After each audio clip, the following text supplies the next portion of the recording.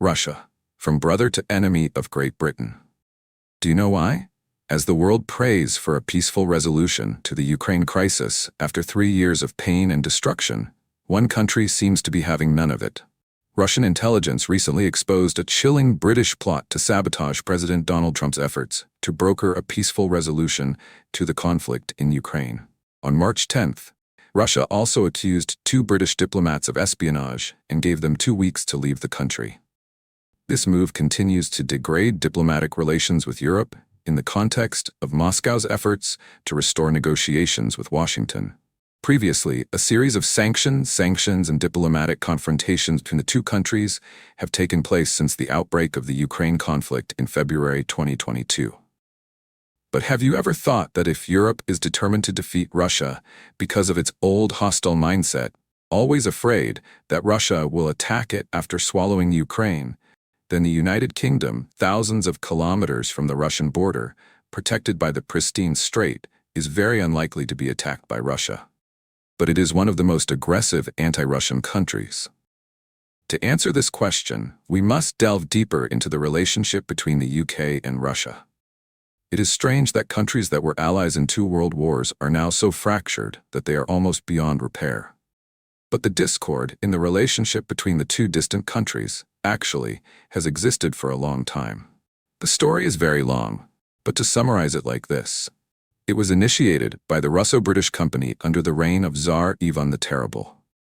The company bought furs from local Russian merchants and sold them in England, making a profit of 10 shillings for each shilling. And so, to justify the sky-high prices for furs, the company launched a massive propaganda campaign in British society. They told people that Russia was a dangerous country, that Russians were barbarians, and that they had to face great hardships and dangers in bringing furs to England. For centuries to come, the Russian and British empires were bitter rivals and enemies.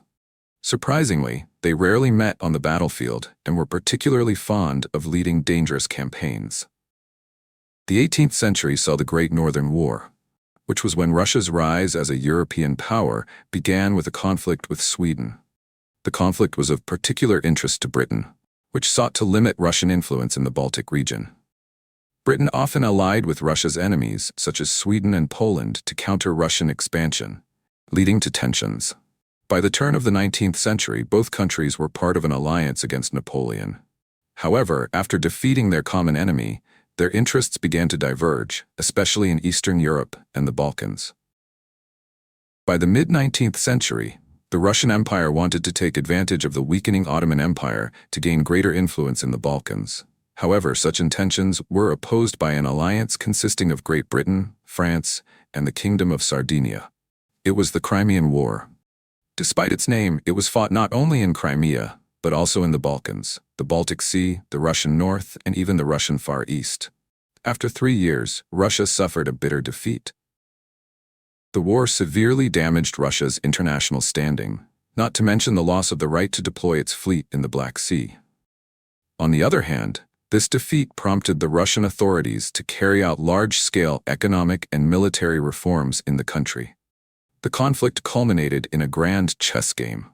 Think of it as a kind of Cold War, but between the Russian and British empires. The entire South and Central Asia became the arena for the conflict between the Russian and British empires. The 2 sides fought each other politically, diplomatically, and waged proxy and indirect wars. And of course, the propaganda of that period of the Cold War was not much different from the propaganda of the Cold War of the 20th century. After the end of the great game of chess in Central Asia, the British and Russian empires considered themselves to have completed the division of the world. The colonial situation in the world was now considered to have been shaped, with the vast majority of the territory divided between the 3 empires of Britain, Russia, and France, of which Britain and Russia were the 2 largest and second largest empires respectively. However, this situation was quickly shaken by the rise of new emerging empires, namely Germany, the United States, Italy, and Japan. That is why, when World War I broke out, Russia, Britain, and France formed the Entente against the coalition of Germany, Austria, Hungary, and Italy. However, the Russian Revolution in 1917 led to Russia's withdrawal and subsequent British intervention in the Russian Civil War, which worsened relations. Entering World War II, despite a temporary alliance against Nazi Germany, ideological differences remained. The West viewed the Soviet Union with suspicion, especially after the common enemy had been defeated. And then, the Cold War cemented the rivalry as Britain allied with the US and NATO, opposing the spread of communism. Espionage, propaganda, and military confrontation shaped this period. Then, as we all know, the Soviet Union collapsed in 1991, and Russia entered a period of lost time. By 2000, this man stepped onto the podium to take the oath of office as president, determined to restore Russia's status as a great power. Mr. Putin refused to play by the unipolar world order dominated by the West. He understood that foreign powers did not truly respect Russia's harmony and always sought to restrain it so that it could not rise. And in 2007, President Putin stunned the world by becoming the first major power to criticize U.S. foreign policy and its vision of a unipolar world dominated by the U.S. at the Munich Security Conference. London knew he was not a man to be trifled with.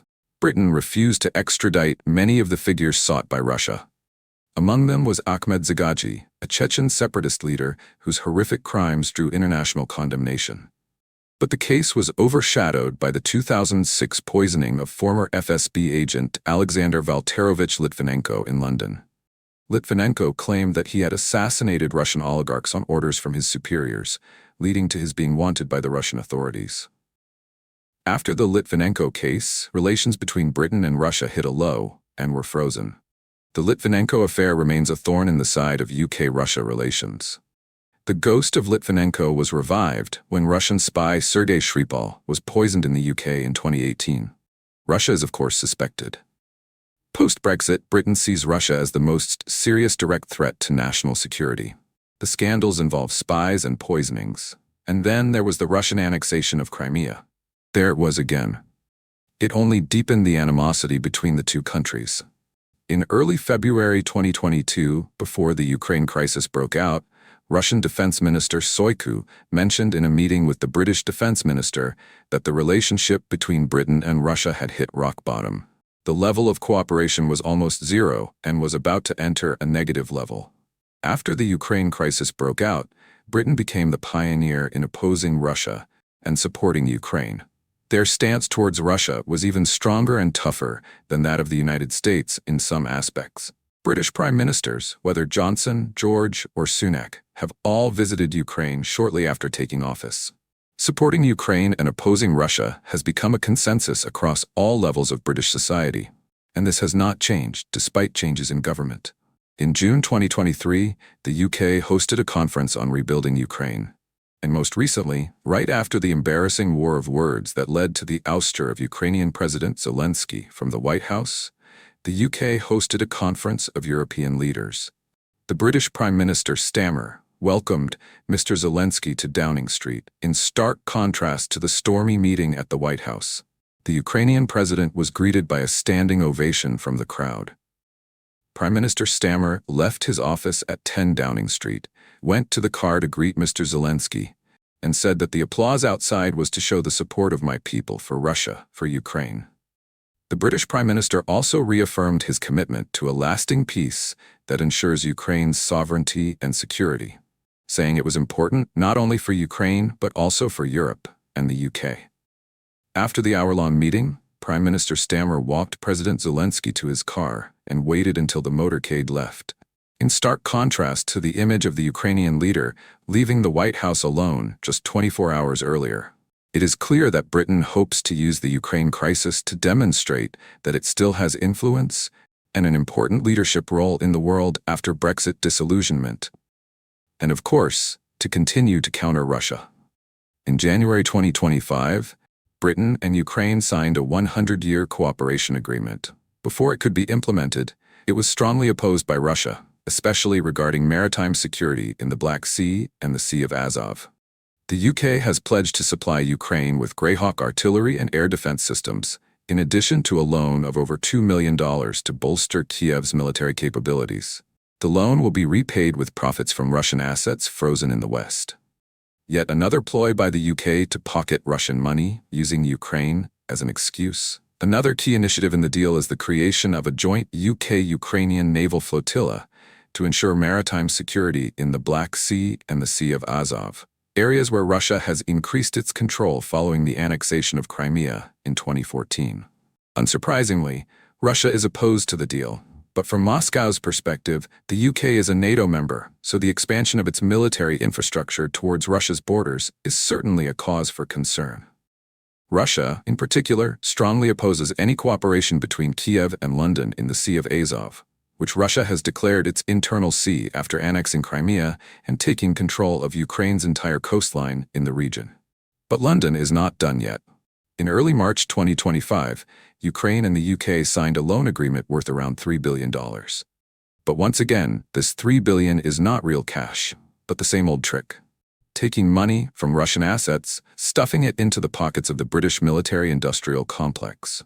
And most recently, Russian intelligence accused the British government of viewing the negotiations between the US and Russia as a threat to London's strategy to contain Moscow by maintaining influence over Ukraine. Britain fears that losing this leverage could derail plans to create a buffer of anti-Russian states in Europe and impose a naval blockade on Russia. Russian intelligence says British officials are frustrated with Mr. Trump for engaging with Russia as a superpower while showing contempt for its closest allies. At a joint press conference, Mr. Trump asked whether the UK could go it alone against Russia, leaving British prime ministers baffled. The British government has made efforts to undermine the US-led peace initiative on Ukraine a priority. Russian intelligence said British media and NGOs had been tasked with portraying Mr. Trump negatively as a poor peacekeeper and too easily manipulated by the Kremlin. At the same time, London said it was ready to lead a coalition of the willing to provide military support to Ukraine, including deploying troops and aircraft to protect Kiev's positions after a peace deal with Moscow was reached. However, Russia has strongly objected to the deployment of Western troops to Ukraine, warning that, without a UN mandate, they would be considered legitimate targets. The Russian Foreign Ministry has also accused the UK and the EU of following a militarist path. Unfortunately, although they are now seen as enemies, looking back in history, the two countries have been allies for much longer. And importantly, they become allies when the world needs them. Now is also a time like that. The world needs leaders who know how to sit down and talk properly.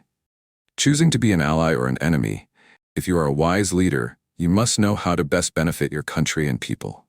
What do you think? Let Global Insights know in the comments. Now, goodbye, and see you again.